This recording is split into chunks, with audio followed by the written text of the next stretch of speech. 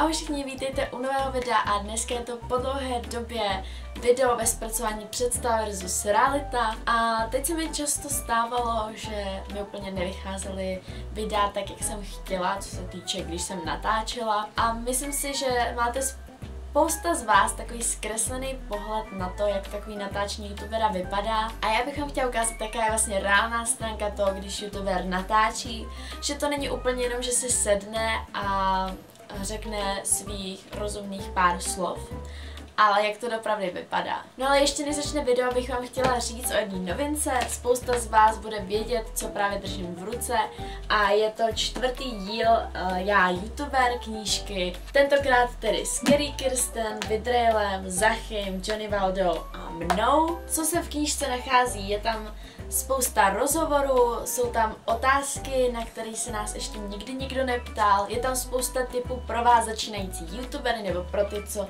jste se ještě neodvážili začít natáčet a chtěli byste. Teďka to nebudu zdržovat, jdeme na video a o knížce vám řeknu ještě na konci videa. Tyjo, teď mám takovou chuť na natáčení.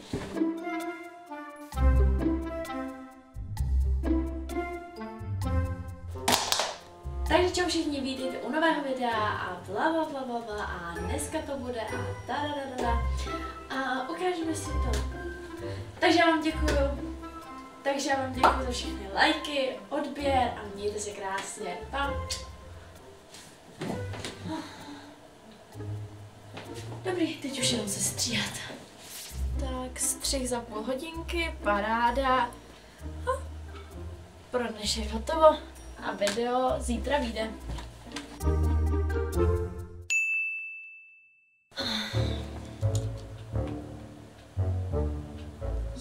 Ono se to nenahrálo. To mi chceš říct, že jsem tady 20 minut mluvila do vypnutého foťáku? Jdeme znova. Takže ahoj všichni. Ale...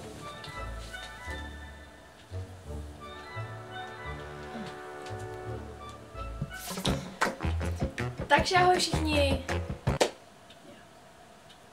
A dneska jsem si pro vás připravila... A dneska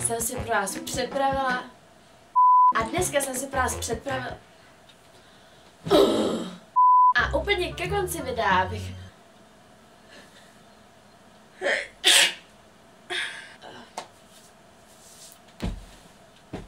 Takže nezapomeňte dát like. Takže nezapomeňte dát like.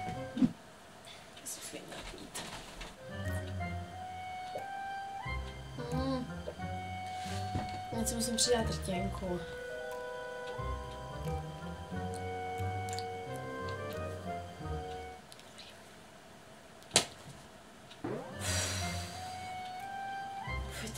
Musí to otevřít oblivostej udusy u těch světel. Představa versus realita, to je moje nejoblíbenější. Jasně, zatáhni se v pohodě, já se tady můžu se světlem hrát jak chci. Dobrý, už zase vylezlo sluníčko. Tak, můžeme pokračovat.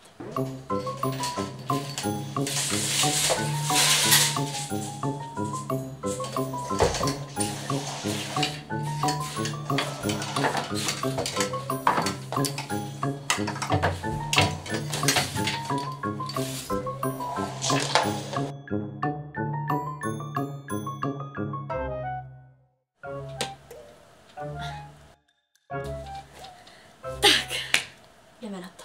V tomhle videu by se měl vlastně objevit... Hele, říkám, že točím, že mi sem nemáte chodit chvíli, prosím. No ale máš teplo večeři na stole. Jo, tak já už jdu. Takže já doufám, že video se vám líbilo. Pokud ano, tak nezapomeňte dát like. Takže já doufám, že video se vám líbilo. Pokud ano, tak nezapomeňte dát like. Takže já doufám, že video se vám líbilo, pokud ano, tak nezapomeňte dát like. Ticho. Takže já už se s vámi budu...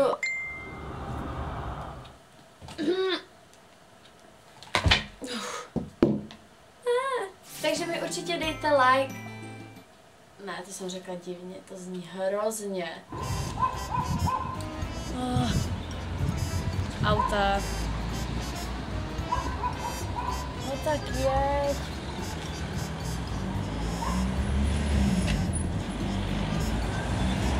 Takže já vás akorát procházejí to lidi a nemůžu točit, když na mě někdo kouká. Schovej ten foťák, ať nevidí, že tady točíme, to je trápný.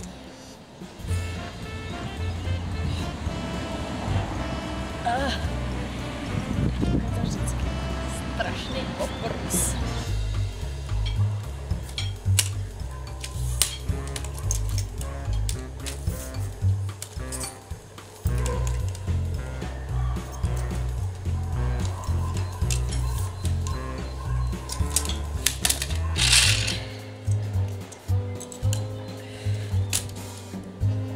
Ale ne, dám tu destičku zase.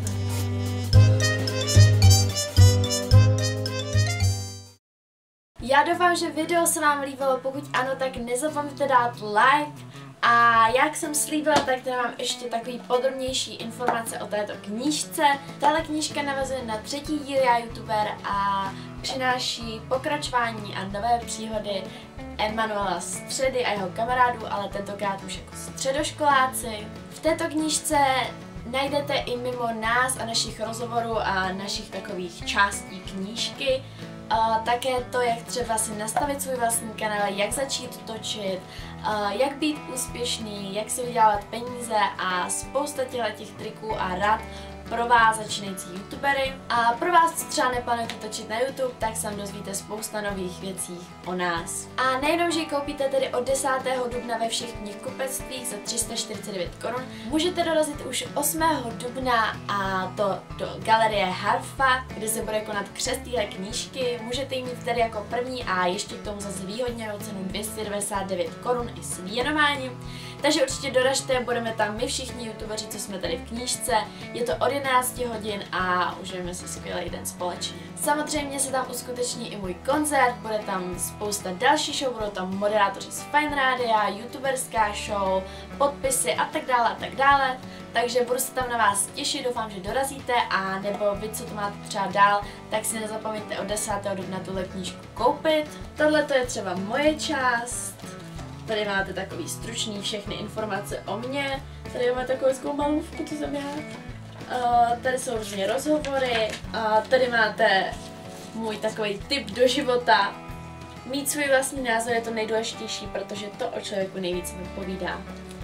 A takovéhle věcí se tam dozvíte mnohem víc. Takže odkaz máte na všechny informace v popisku videa. Mějte se krásně, nezapomeňte dát odběr a u dalšího videa.